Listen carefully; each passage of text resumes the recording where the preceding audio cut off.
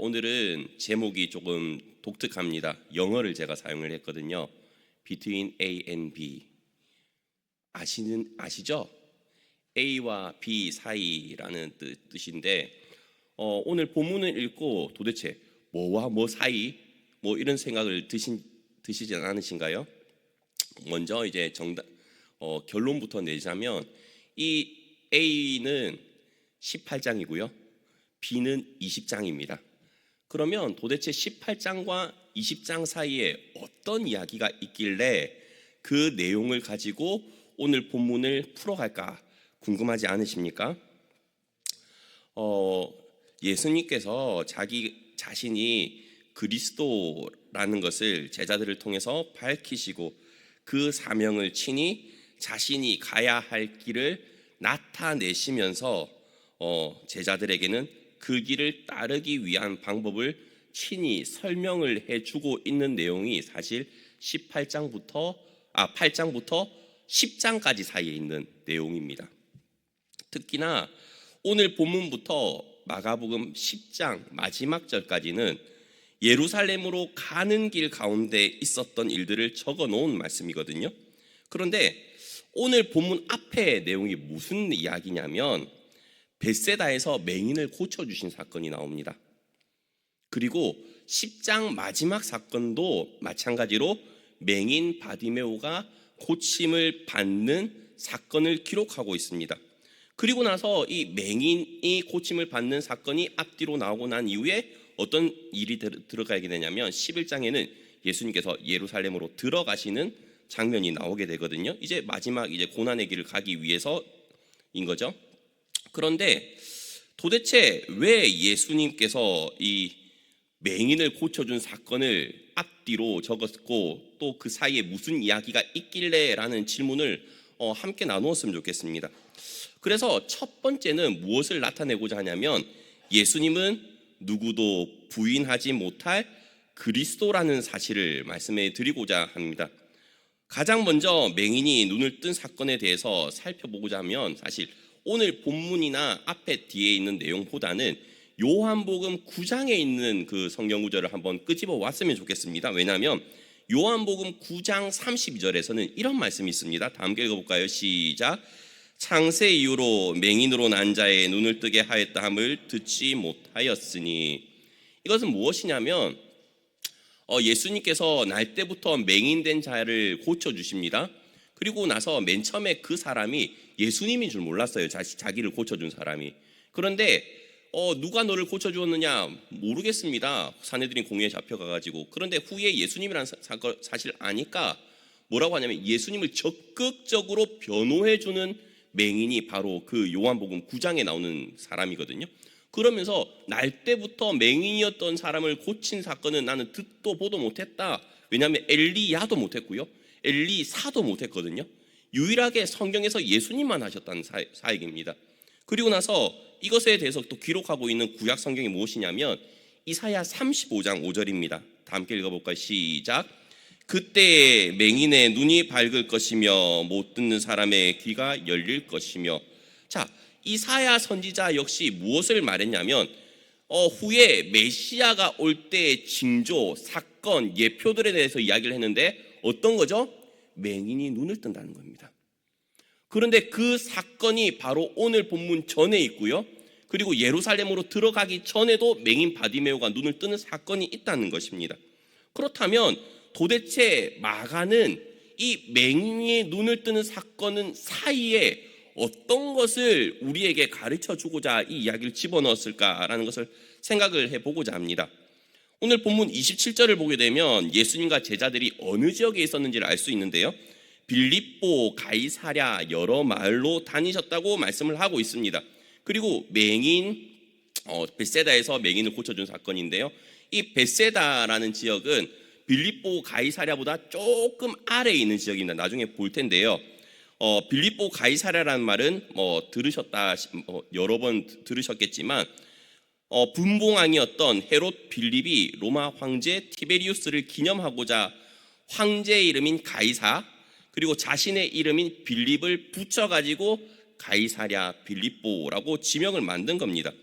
이 지역은 이스라엘의 가장 북쪽 경계선 지역에 있는 지역이죠. 헬몬산 바로 밑에 있기 때문에 갈릴리 호수에서도 위쪽에 있습니다. 한참 올라가야 되는 거죠. 자, 지도를 한번 볼까요? 지도를 보게 되면 자, 파란색 지역이 헤롯 아르켈리오스 지역, 알켈리오스 뭐 이렇게 하기도 하는데 그가 다스리는 지역이고요. 약간 자주색 보이십니까? 보라색도 아니고 자주색깔. 거기가 헤롯 안티파스, 세례 요한을 죽인 사람이죠. 그가 다스리는 분봉왕 지역. 그리고 살구색도 아니고 그 앞 위아래로 있는 지역이 어디냐면 그 지역보다 살색 오른쪽 그 동그라미 표에 위에 메뉴에 동그라미 표되어 있는 데 아시겠어요? 12시 지역쯤에 거기가 가이사랴 빌립보입니다. 그리고 그 지역이 누가 다스리냐면 헤롯 빌립이 다스린 지역이고요. 쭉 밑에 내려오면 제가 두 군데 체크해 놨는데요. 약간 그 흰색은 예루살렘이고요. 그 흰색의 오른쪽에 여리고라고 되어 있습니다. 왜냐하면 그 여리고 지역에서 10장에서 맹인 바디메오를 고쳐주는 사건이 등장하기 때문이죠. 자, 그렇다면 자 8장부터 10장까지 저 위에서부터 내려오고 있는 일이란 건 아시겠죠? 자, 그렇다면 이 예수님께서 그 베세다 지역에서 맹인을 고쳐주시고 조금 더 위쪽으로 올라가셔가지고 가이사랴 빌립보 지역에서 돌아다니면서 복음을 전하시다가 사람들이 나를 누구라 하느냐라고 했을 때 시몬 베드로가 이렇게 고백한 거 아시죠? 주는 그리스도 신이다라고 말을 합니다. 그런데 병행 본문이 마태복음 16장 16절에서는 이렇게 말씀하고 있죠. 시몬 베드로가 대답하여 이르되 주는 그리스도시요 살아계신 하나님의 아들이시니이다. 너무 감동적인 멘트입니다. 누가복음 9장 20절도 예수께서 이르시되 너희는 나를 누구라 하느냐? 베드로가 대답하되 이르시되 하나님의 그리스도이십니다. 자, 그리스도란 말은 기름 부음 받은 자라는 뜻이란 걸 아시죠? 기름 부음 받은 직분은 왕, 선지자, 제사장입니다. 그리고 세례 교육을 하시면 아시겠지만 예수님의 삼중직이 왕, 선지자, 제사장입니다. 그리스도로서 이 세 가지 직분을 다 감당하셨다는 것이죠. 그런데 베드로가 이 그리스도라고 고백을 했으면 예수님은 하나님의 그리스도십니다라고 했을 정도면 하나님께 기름 부음 받은 사람입니다라고 고백을 했는데 머리로는 알았어요. 그죠? 그러니까 고백을 했잖아요. 물론 성령님께서 가르쳐 주셨긴 하지만. 그런데 두 번째가 뭐냐면 오늘 나누고 싶은 것은 그리스도라고 고백을 하는 것과 주님을 진정으로 아는 것은 다르다는 겁니다. 30절에서 제자들에게 자신의 일을 아무에게도 알리지 말라고 경고하셨습니다. 왜냐하면 다들 알다시피 당시 사람들의 메시아관과 예수님께서 해야 하실 메시아로서의 일이 너무나도 괴리감이 컸기 때문 아니겠습니까? 당시 사람들은 로마의 압제로부터 해방시켜줄 메시아를 기대했고 예수님은 전혀 그런 메시아는 아니었지 않습니까?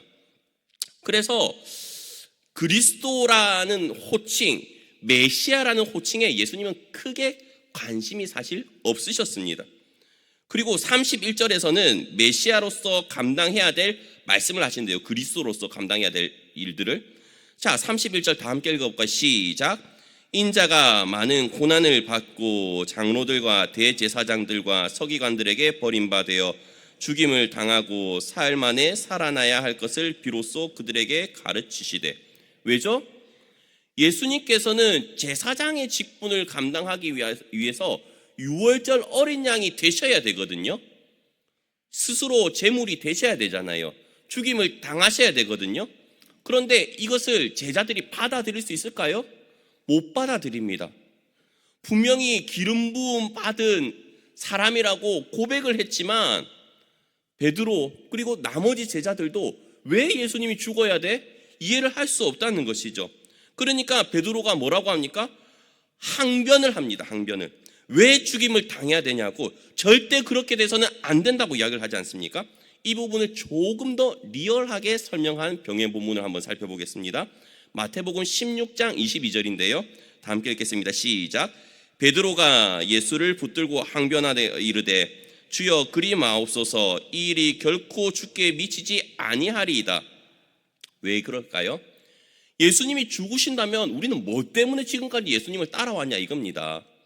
예수님이 살아 계셔야 우리가 예수님 우편에도 앉고 좌편에도 앉고 장관자리 차지하고 그리고 뭐 사내들이 공의에 꼽사리를 끼든 어떻게 하든 할 텐데, 예수님이 죽으시면 지금까지 우리가 3년 동안 따라온 것이 다 헛수고가 되는데 왜 죽으려고 하십니까? 사람들도 다 주님을 따르고 있는데 라고 하는 것이죠. 그런데 그런 베드로의 이야기에 예수님께서는 33절에 뭐라고 말씀하시죠? 예수께서 돌이키사 제자들을 보시며 베드로를 꾸짖어 이르시되 사탄아 내 뒤로 물러가라. 내가 하나님의 일을 생각하지 아니하고 도리어 사람의 일을 생각하는도다 하시고 라고 말씀을 합니다. 베드로가 예수님께서 감당하셔야 되는 사역에는 생각하지 않고 무엇만 생각했죠? 자신이 앞으로 얻게 될 부귀영화, 명예, 그런 것에 더 초점이 가 있었기 때문 아니겠습니까?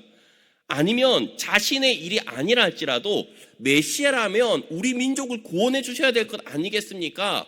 그리고 그때 우리도 개국공신 아니면 독립투사로서 어떤 지대한 지분을 좀 얻고 싶은 마음은 있었겠죠. 그런데 베드로가 어떤 사람입니까? 성령님께서 깨닫게 해주셔가지고 예수님께서 그리스도라는 것을 스스로 고백한 사람입니다. 본인이 고백을 했지만, 말로는 했지만 도대체 그리스도가 이 땅에 오셔가지고 무슨 사역을 감당해야 되는지는 전혀 알지 못하고 있는 겁니다. 우리도 마찬가지일 때 아닌가요? 많지 않나요? 우리도 예수님을 그리스도십니다, 나의 구세주라고 고백은 합니다. 그런데 내 삶에 어떻게 역사하실지 기대감이 전혀 없습니다. 나를 통해 하실 일들, 그리고 주님이 이 땅을 어떻게 이루어 가실지 기대감도 전혀 가지지 않고 살아가고 있는 성도님들이 얼마나 많습니까? 그렇기 때문에 우리에게 진정 필요한 것은 자기 부인입니다. 이게 세 번째인데요, 34절입니다. 다 함께 읽어볼까요? 시작. 무리와 제자들을 불러 이르시되 누구든지 나를 따라오려거든 자기를 부인하고 자기 십자가를 지고 나를 따를 것이니라. 아마 제자들은 이 말을 들었을 때 깜짝 놀랐을 것입니다. 아니, 예수님은 죽은 사람도 살려내죠. 그리고 바로 이제 8장 맨 앞절인 1절에 보게 되면 7병이의 기적을 행하거든요. 물론 7병이의 기적을 행하기 전에는 5병이의 기적도 행하시죠. 그렇게 남들이 도저히 할 수 없는 수많은 기적들을 행하시죠. 뿐만 아니라 예수님의 가르침은 바리새인이나 서기관들도 감탄할 만한 그런 지혜로운 말씀들을 선포하셨다는 말입니다. 말씀을 듣고 손에 옷깃만 대도 나음을 입고, 또 말씀을 들으면 자신의 영혼도 정화되는 느낌까지 아마 많이 받았을 겁니다. 심지어 선지자로서 앞으로 있을 이야기들도 많이 하셨습니다. 그래서 제자들은 그분의 제자라는 사실에 아마도 엄청나게 만족도 하고 어깨에 뽕도 아마 들어갔을 것입니다. 때로는 먹을 것이 없기도 했지만 예수님과 함께 있는 것 자체만으로도 행복했을 겁니다. 왜죠? 이제 조금 있으면 예수님께서 이 나라를 구원하실 거거든요. 민족을 살려주실 거거든요. 그분의 힘이라면, 그분의 능력이라면 충분히 가능하실 것이거든요. 그런데 예수님께서 뭐라고 하셨죠? 자기를 부인하고 자기 십자가를 지고 나를 따를 것이니라. 천천병력이었을 겁니다. 왜죠? 당시 십자가는 반역의 상징이었거든요. 로마에 반역한 사람만 처형을 받는 게 십자가연입니다. 그런데 제자들의 입장에서 보십시오. 아니, 로마로부터 우리는 구원을 받아야 되는데 우리가 반역자로서 십자가를 져야 된다고? 천천병력 아니겠습니까? 그러니까 너무나도 놀랐을 겁니다. 예수님께서 제자들에게 가야 될 길은 부귀영화의 길이 아니라 십자가의 길이라고 한다는 겁니다. 잘 먹고 잘 사는 길이 아니라 고난의 길이라는 것입니다. 자기 인생을 포기해야 된다는 것입니다. 십자가에 대해서 너무나도 잘 알고 있었던 제자들은 치가 떨릴 수도 있습니다. 왜냐하면 십자가 처형이 얼마만큼 잔인한지 몸으로는 몰랐겠죠. 눈으로는 봤을 거기 때문입니다. 아마 그 공황장애가 온 사람도 있지 않았을까라는 생각이 듭니다.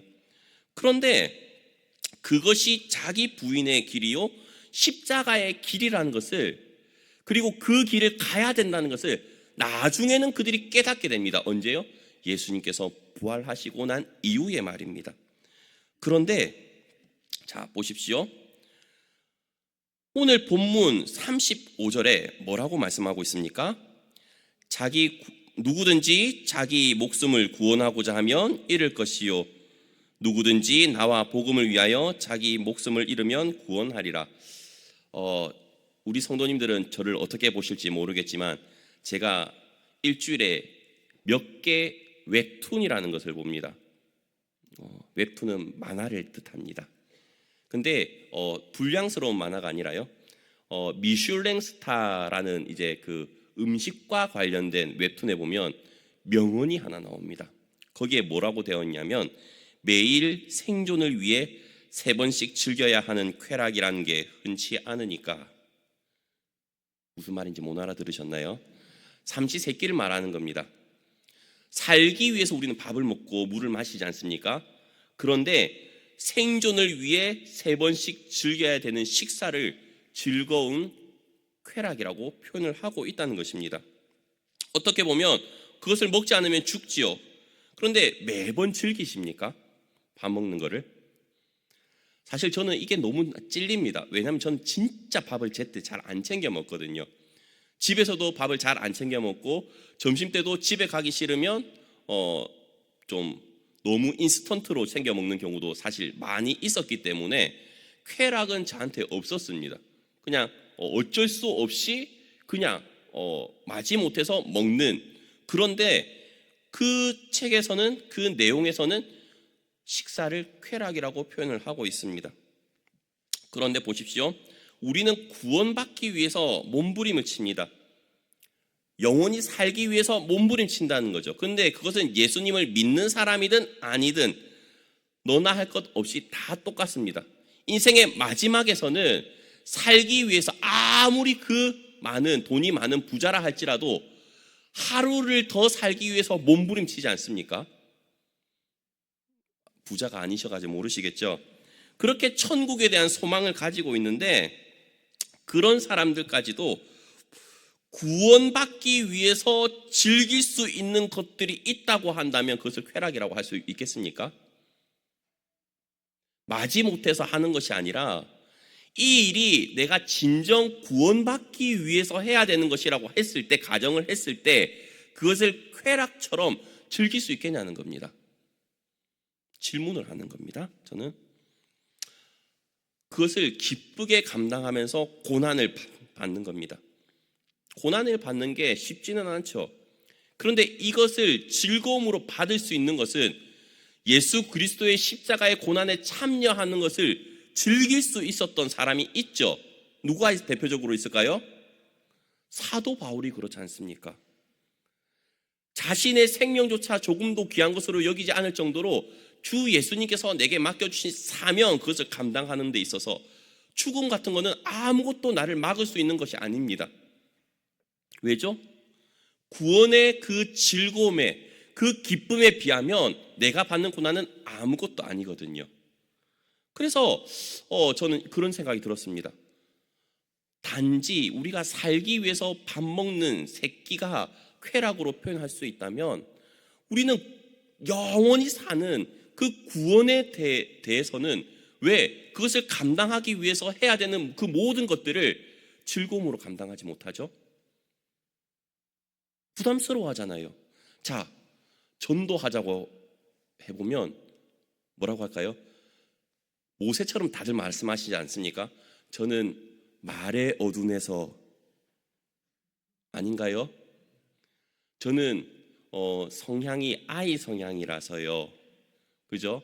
이 성향인 사람이 해야 되지 않겠습니까? 뭐 그렇게 다들 핑계 대시지 않습니까? 그 즐거움에 참여하려고 잘 안 하시지 않습니까? 그래서 참 힘이 듭니다. 그리고 처음에는 그런 열정을 가졌다 할지라도 그 열정이 오래 가나요? 오래가지 않지 않습니까? 금방 식어버리지 않습니까? 그나마 뚝배기처럼 서서히 올랐다가 서서히 식으면 말도 안 합니다. 양은 냄비처럼 금방 끓였다가 금방 훅 식어버리지 않습니까? 사람이 사랑을 하고 연애를 합니다. 그죠? 사랑하는 사람이 아프면 마음이 아프죠. 마음이 안 아프셨나 봅니다. 저는 지금 우리 가족들이 다 아픈데 마음이 참 많이 아픕니다. 그런데 이제 시간이 흐르고 무덤덤하기 시작하지 않습니까?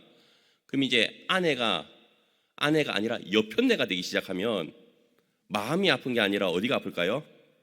머리가 지끈지끈합니다. 왜죠? 언제까지 아플 건데 이렇게 되지 않습니까? 공감이 가시나요? 왜 저만 이렇게 하면 저만 좀 나쁜 사람이 되지 않습니까? 무슨 말이냐면 아무리 사랑한다고 해도 시간이 지나면 그 사랑도 희석되어 버리는 것처럼 우리가 하나님을 향한 그 열정과 사랑 역시도 시간이 지나면 희석되어 버립니다. 구원을 얻기 위한 하나님께서 내게 맡겨주신 그 사명을 감당하기 위하여 즐길 준비가 아무리 해도 안 된다는 것을 말을 하고 있다는 것입니다. 자, 오늘 본문 뒤에 내용을 보게 되면 9장으로 넘어가게 되면 어떤 내용이 나오냐면 예수님께서 베드로와 그리고 야고보와 요한을 데리고 변화산으로 올라갑니다. 변화산으로 올라가 가지고 모세와 엘리야를 보고 우와, 사람들이 감탄하지 않습니까? 너무 좋아하지 않습니까? 그래서 오늘 본문은 안 나오지만 마가복음은 안 나오지만 여기에 초막셋을 짓대 뭐 이렇게 나오지 않습니까? 그 정도로 제자들이 감탄을 합니다. 감동을 받습니다. 물론 두려워도 하죠. 그런데 그때도 예수님께서 뭐라고 말씀하시냐면 9장 9절입니다. 시작. 그들이 산에서 내려올 때 예수께서 경고하시되 인자가 죽은 자 가운데서 살아날 때까지는 본 것을 아무에게도 이르지 말라 하시니. 자, 전체 제자가 아니라 함께 데리고 간 세 제자에게는 한 번 더 말씀하셨어요. 그죠? 죽었다가 살아날 것이라고. 그죠? 10절. 그들이 이 말씀을 마음에 두며 서로 문의하되 죽은 자 가운데서 살아나는 것이 무엇일까 하고, 처음에 맹인을 고쳐주시고 난 이후에 오늘 본문에서 죽었다가 살아날 것이라는 것을 말씀해 주셨지만 그래서는 안 된다라고 베드로가 말을 했고 또한 변화산에 올라가 가지고 다시 한번 세 명의 제자들에게 죽었다가 다시 살아날 것을 말을 하는데 도대체 이게 무슨 말인가라고 생각을 합니다.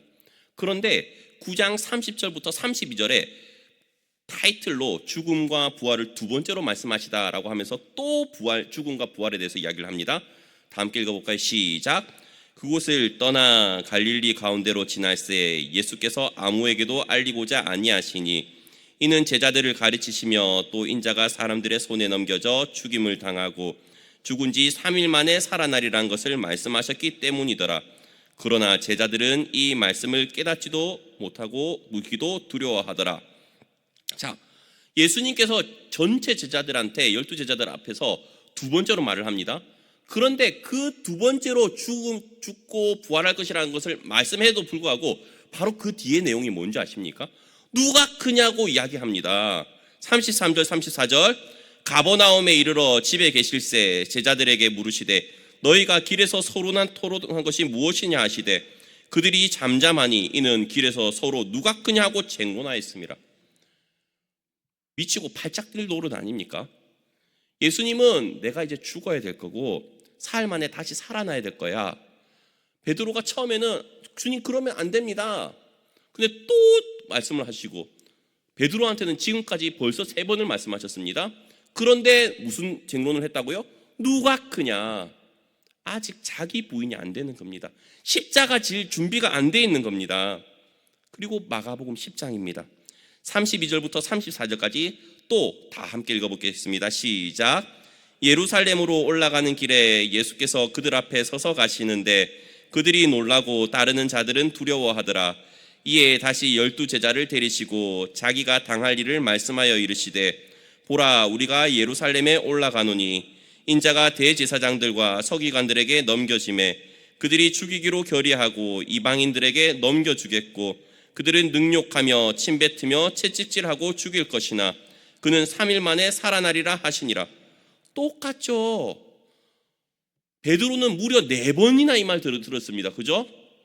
12 나머지 이제 제자들도 최소 3번은 이 말을 들었는데 똑같이 4번 들었던 야고보와 요한이 그 뒤에 내용이 무엇인지 아십니까? 35절부터 37절까지 제가 읽겠습니다. 세베대의 아들 야고보와 요한이 주께 나와 여짜오되 선생님이여 무엇이든지 우리가 구하는 바를 우리에게 하여 주시기를 원하옵나이다. 이르시되 너희에게 무엇을 하여 주기를 원하느냐?